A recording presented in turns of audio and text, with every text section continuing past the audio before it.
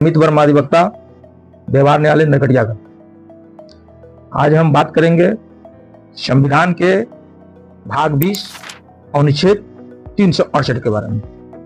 368 जो अनुच्छेद है, ये भारत के संविधान में संशोधन की शक्ति संसद को देती है। संसद अपनी विधायी शक्तियों का प्रयोग करके संविधान के किसी भी अनुबंध में किसी तरह का संशोधन कर सकती है, जोड़ सकती है, घटा सकती है।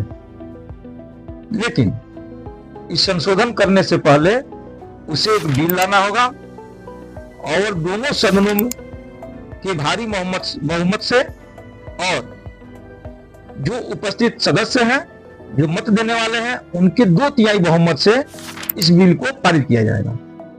पारित करने के बाद से इस बिल को राष्ट्रपति के पास भेजा जाएगा और राष्ट्रपति के अनुमति प्राप्त होने के बाद से संविधान के किसी भी खंड में किसी तरह के अनुबंध को जोड़ा जा सकता है, घटाया जा सकता है या हटाया जा सकता है।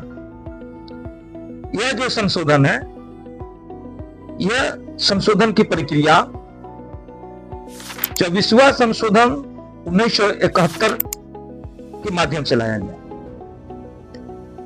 ये जो संशोधन था, इससे पहले संसद को वो शक्ति प्राप्त नहीं थी कि वो संविधान में इस तरह का संशोधन कर सके। सन 1967 में सुप्रीम कोर्ट का एक जजमेंट आया, जिस जजमेंट में सुप्रीम कोर्ट ने कहा कि आप संविधान में किसी तरह का संशोधन नहीं कर सकते हैं।